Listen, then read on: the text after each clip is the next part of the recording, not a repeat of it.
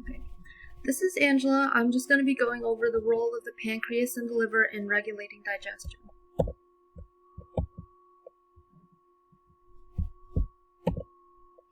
Okay, so first I think it's important to understand the anatomy of how the pancreas and the liver tie into the small intestine and how it helps it digest all of the various things that we eat.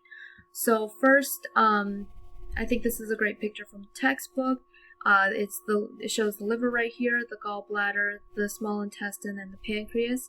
And so the common hepatic duct takes the bile created in the liver to the gallbladder for storage, and then from there, the common bile duct takes the bile from the gallbladder to the lumen of the small intestine, and then it passes through the sphincter of Oddi first, which controls the release of bile and pancreatic secretions into the duodenum. And I think the picture on the right here shows it a little bit more clearly, where you can see the liver up here, and then going into the common hepatic duct is the bile that it creates.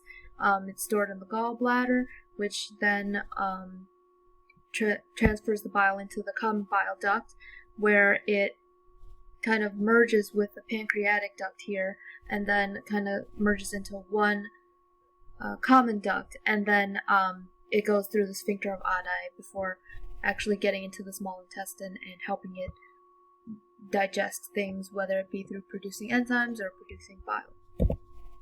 So the main function of the pancreas is to produce exocrine secretions that aid in digestion. So we'll go over the pancreas first, and then we'll get into the liver later. So the main thing that the pancreas does is produce enzymes that help digest the foods that we eat. So in terms of fats, it produces colipase and lipase. So colipase basically displaces some of the bile salts around the micelles while it's digesting the fats, and that helps give lipase more access to the fats so that it can break it down better. And like I just said, lipase helps break down the fats that we eat into monoglycerides and two fatty acid chains. And for carbohydrates, the pancreas produces amylase, which breaks down starch into maltose. And for proteins, the pancreas produces trypsin and chymotrypsin, which basically cleaves the longer protein chains into shorter ones. And then it also produces carboxypeptase, which turns those shorter segments of proteins into amino acids themselves. And then it also produces enzymes that help with the breakdown of nucleic acids and the digestion of that. And then another thing that the pancreas does is it secretes bicarbonate to neutralize acidic chyme from the stomach. So once the chyme gets to the small intestine, it's pretty acidic because it just came from the stomach, and so what the pancreas will do is secrete bicarbonate to neutralize that acidic chyme to aid in the digestion of that chyme. So some of the signals that the pancreas uses to know when to release the enzyme is if the small intestine is distended, if there's food in the small intestine, if there's the presence of CCK, and it also uses neural signals to know when to release that enzyme so that it can help digest the chyme that has arrived in the small intestine. And this is just a slide that kind of sums up the feedback system for digestion regulation. So as you can see, it moves from the stomach here into the small intestine, and then it receives help from the pancreas, but it also stimulates the production of different hormones and things like that that further regulate digestion. So the main thing to note here is like when the chyme enters the small intestine, it contains things like carbohydrates, fats, and proteins, and it obviously has some stomach acid left over as it just came from the stomach. So once the small intestine senses that those are there, they produce these hormones, mentioned here, like GIP, GLP-1, CCK, and secretin. And then these things have stimulate different secretions from the pancreas, which can feed back and kind of continue to regulate digestion from there. So carbohydrates, GIP and GLP-1 stimulate insulin secretion so that the body can better make use of the glucose that is digested and uptaken in the small intestine. And then CCK is actually what promotes the pancreatic enzyme secretion. So CCK will promote the secretion of those pancreatic enzymes so that it can digest. It can be secreted into the small intestine in order to better digest the chyme.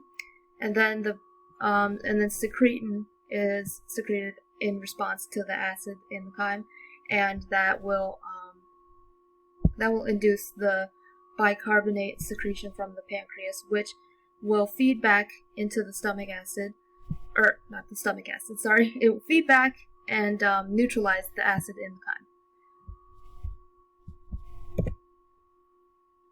And then in terms of the liver, also the main function is to produce exocrine secretions that aid in digestion.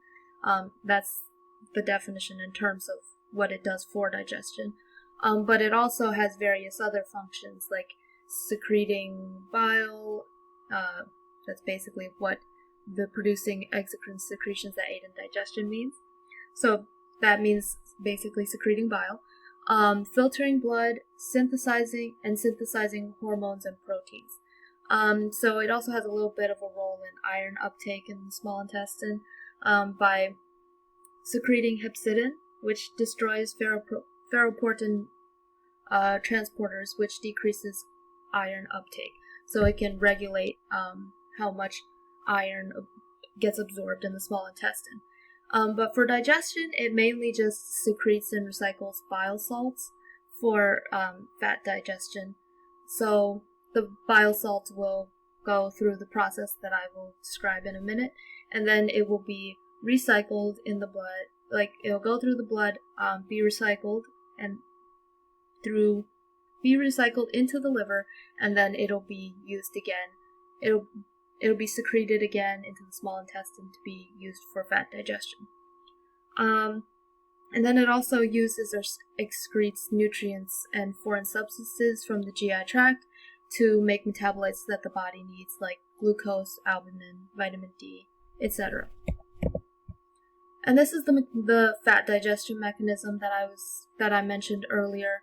So what happens is the large fat droplets that the stomach hasn't quite finished digesting yet will be broken into smaller fat droplets and then surrounded by bile salts, so it'll be emulsified into smaller droplets, and then they'll be